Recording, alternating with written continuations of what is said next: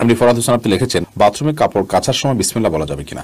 বাথরুমে কাপড় কাচার সময় বিসমিল্লাহ বলবেন, বিশেষ করে যখন কমোডের সাথে আপনার ওই জায়গার পার্টিশন থাকবে। যদি পার্টিশন না থাকে তাহলে ওযুর সময় যেরকম মুখে বিসমিল্লাহ বলা নিষেধ, অনুচিত, মাকরুহ, ঠিক একইভাবে এখানে মুখে বিসমিল্লাহ বলবেন না, মনে মনে বিসমিল্লাহ বলে কাপড় কাচবেন। জারিফা জান্নাত আপনি লিখেছেন গোসলের পরে ভিজা চুল গামছা দিয়ে বেঁধে নামাজ আদায় করলে কি নামাজ হবে? আমি একজনের কাছে শুনেছি এরকম করলে নামাজ হবে না, বিষয়ে কিছু বলেন না। এরকম করে নামাজ হবে না এমন কোনো কথা নেই। আপনি একজন নারী হিসেবে আপনার পুরো শরীর আপনাকে ঢেকে নামাজ পড়তে হবে, শুধুমাত্র মুখমণ্ডল এবং দুই হাতের কবজি আপনি খোলা রাখবেন। এর বাইরে অন্য কোনো শর্ত নেই। আপনি গামছা দিয়ে ঢাকেন বা গামছা দিয়ে বেঁধে তার উপর দিয়ে অন্য একটা কাপড় দিয়ে ঢাকেন, কোনো অসুবিধা নেই। এরপরে কাজী ফাতেমা আপনি লিখেছেন মহিলাদের নামাজরত অবস্থায় যদি আজান হয় তাহলে কি নামাজ পড়া চালু রাখা যাবে? যাবে, কোনো অসুবিধা নেই। আজান হওয়া হলে নামাজ বন্ধ করে ফেলতে হবে, কোনো কথা নেই। আপনি নামাজ পড়ছেন, ইতিমধ্যে আজান শুরু হয়ে গেছে, আজান মুয়াজ্জিন সাহেব দিতে থাকুক, এদিকে আপনার নামাজ আপনি কন্টিনিউ করতে থাকেন, কোনো সমস্যা নেই।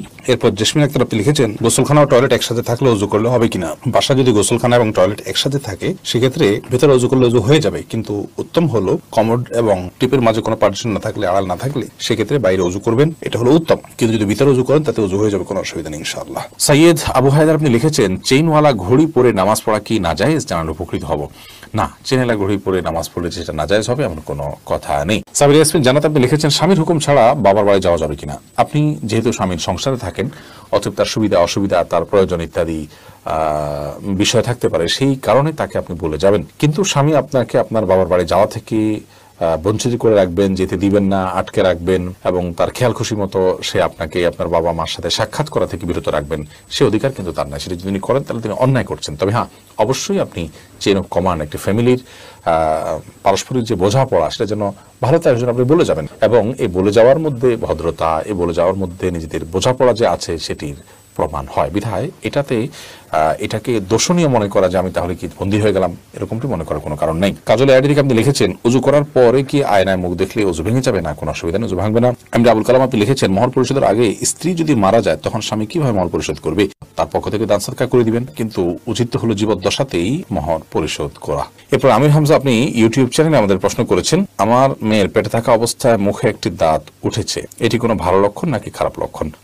সন্তান গর্ভে থাকা অবস্থায় যদি মুখে দাঁত উঠে সেটা কোনো খারাপ বা ভালো লক্ষণ নয়। এটার ডাক্তারি কোনো ব্যাখ্যা আছে কিনা সে ব্যাখ্যা আপনি জানার চেষ্টা করবেন। এর বাইরে এটাকে অন্তত কুলক্ষণ মনে করার কোনো সুযোগ নেই, কারণ ইসলাম আসলে কোনো কুলক্ষণে বিশ্বাস করে না। আফরোজা ইসলাম রানী আপনি লিখেছেন নতুন ঘরে বসবাস করার আগে মিলাদ পড়ানো জায়েজ কিনা। নতুন ঘরে বসবাস করার আগে কোনো মিলাদ পড়াবেন না, এরকম কোনো নির্দেশ আমাদেরকে দেয়নি। আপনি নতুন ঘরে ওঠার সময় বিসমিল্লাহ বলে আল্লাহর নাম নিয়ে উঠে যাবেন। এর জন্য আলাদা কোনো আনুষ্ঠানিকতা আপনাকে করতে হবে, কোনো বাধ্যবাধকতা নয়। হ্যাঁ, আশপাশের লোকজন বা এলাকার মানুষ কিংবা আত্মীয় স্বজনকে ডেকে আপনি দাওয়াত খাওয়াতে চান আপনার খুশি একটা উপলক্ষে, সেটা সম্পূর্ণ আপনার ব্যাপার, শরীয়তের কোনো বিশেষ নির্দেশ নাই। আর এর জন্য মিলাদের আয়োজন করতে হবে কোনো নির্দেশ ইসলাম আমাদেরকে করেনি।